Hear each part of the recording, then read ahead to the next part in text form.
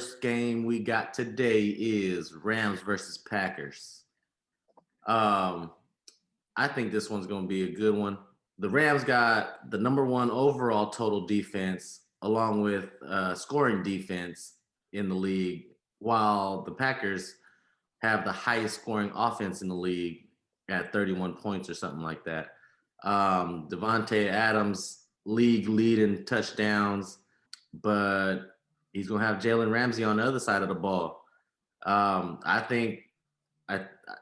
just think, Jalen Ramsey is one of the top corners in the league, and I think it's going to be hard. And I saw a stat somewhere, I forgot exactly what it said, but it said that the Rams allow the least amount of big plays through the air.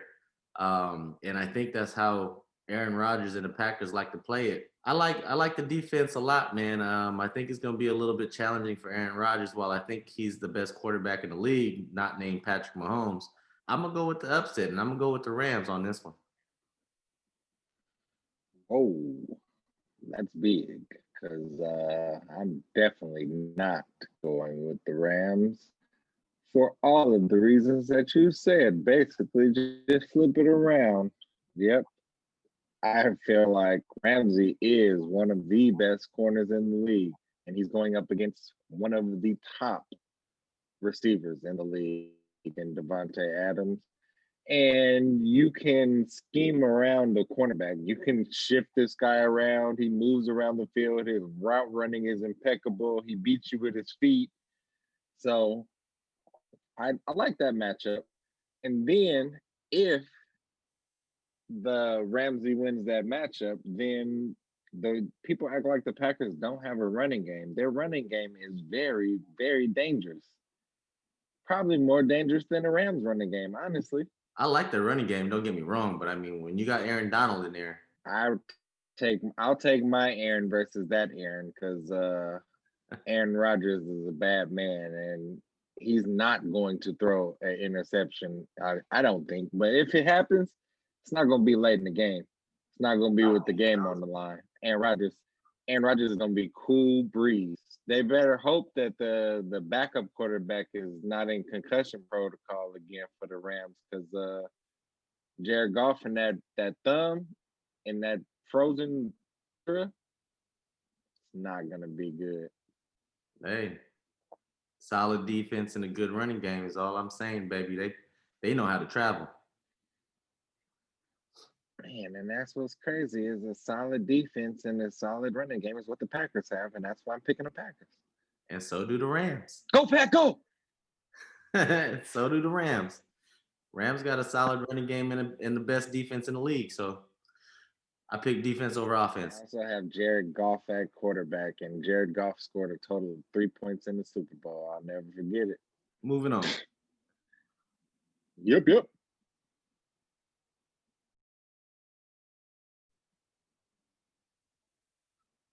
Am I frozen? Oh, Nikes. So, the second game we had.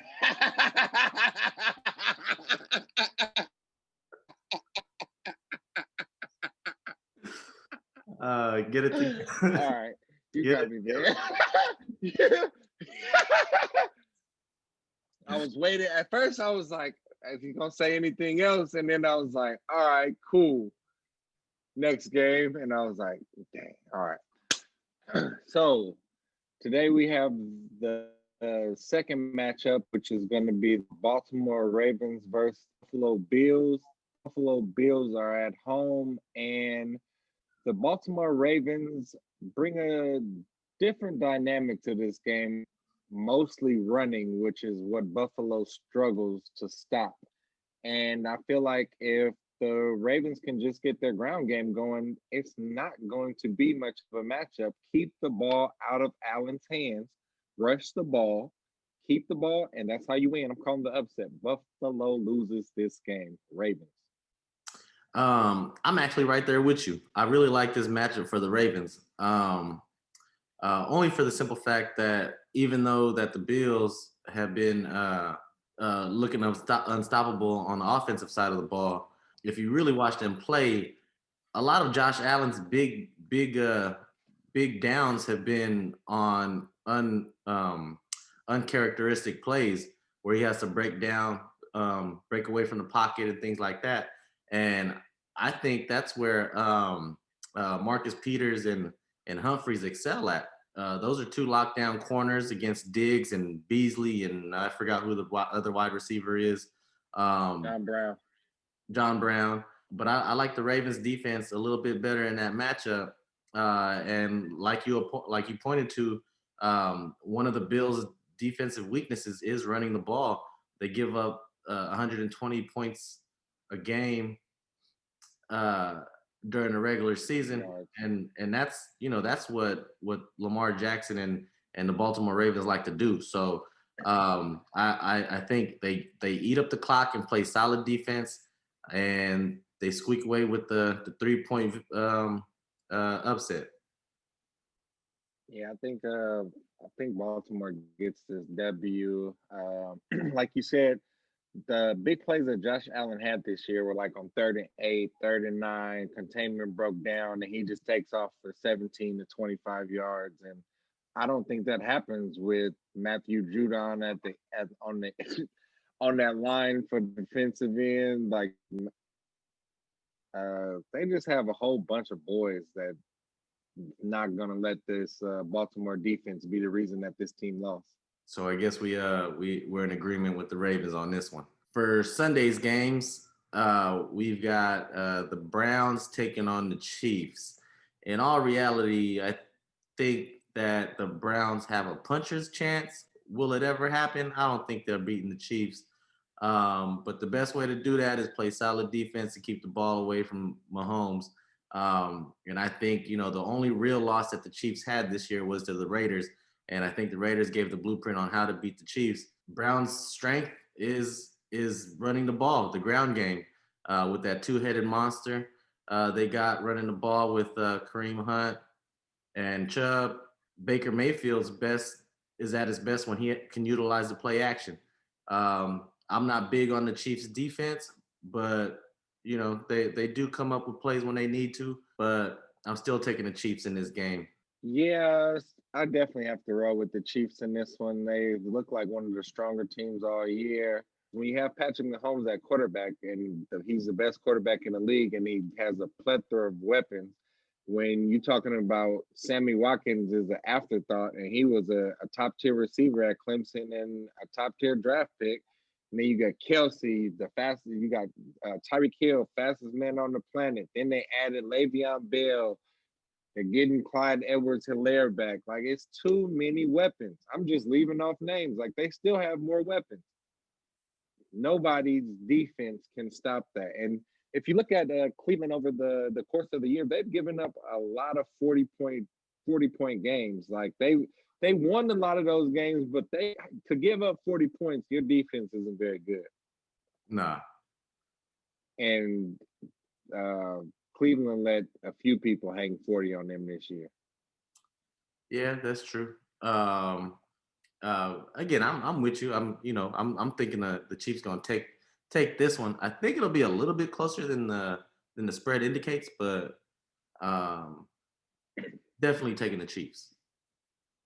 I'm with you on that. I could see it being a blowout, but I could also see it being a 7 to 8 point game, maybe 9. So, I mean, or hell, maybe even a field goal. the Browns is playing with house money right now. They made playoffs for the first time in 17 years, and they finally got their first playoff win against a divisional opponent. So they feeling themselves right now. So they playing with house money. They fearless. Yeah, Cleveland definitely is, especially after beating Pittsburgh for the first time in 18 years for them to win in Pittsburgh. So they've setting all kind of records this year. Yeah. But I think the glass slipper comes off on this one, and it's over. They get to ride that pumpkin home. Don't get me wrong. I'm with you there. I'm just trying to build them up a little bit. On to the next game. We have the New Orleans Saints versus the Tampa Bay Buccaneers. And I can't stand the saying it's hard to beat a team 3 times in a year, because I don't know who came up with that. Maybe it works better for college basketball because it's more in conference play. But no, it's not very hard to beat a team 3 times in a year, especially if you've done it twice already. And the combined total of those 2 games is like 40 something points. Like they beat the dog snot out of Tampa Bay one of those games. And you have to go with the better defense. I can't say the better quarterback, but he's a damn good quarterback in his own right. The better running game. Only they only win and the receiver mark, and AB is liable to do something crazy. So I'm gonna have to roll with the Saints. Yeah, the last time they faced, they got blown out.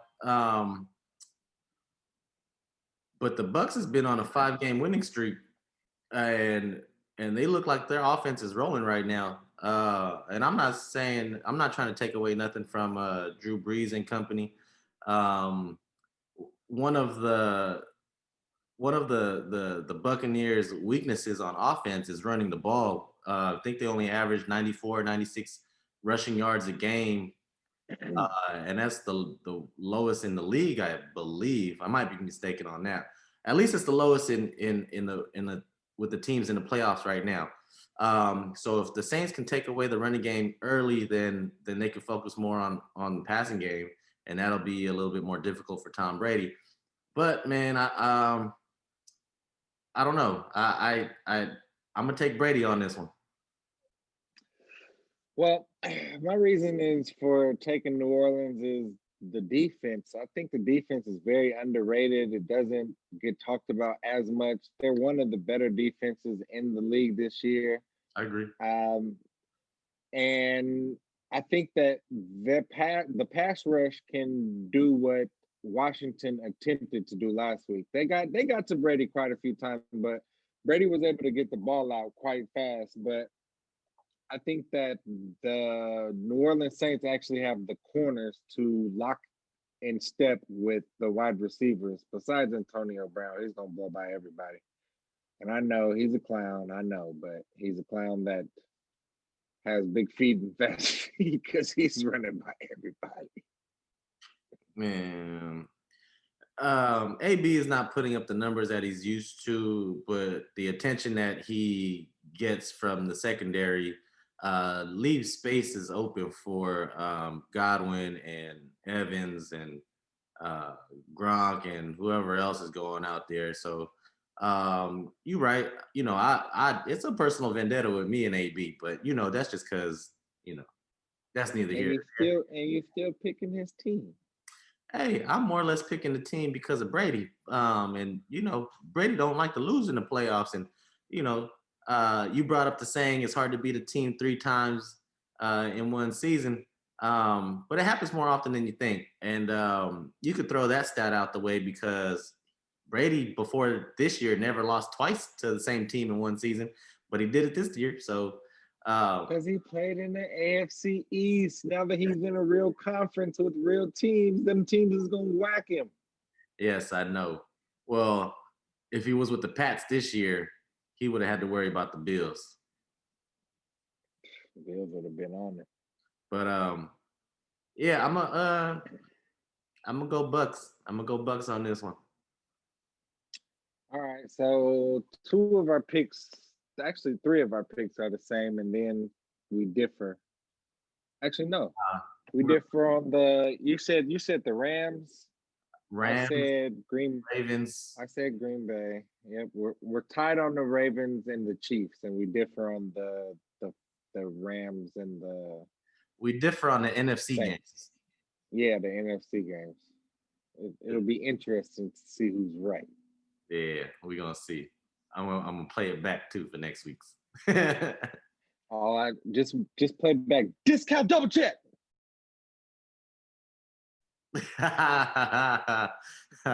I'm gonna play Aaron Donald's hand exercise with the swords. High, high, low, low, high, high, low. low, high, low, high, low, high.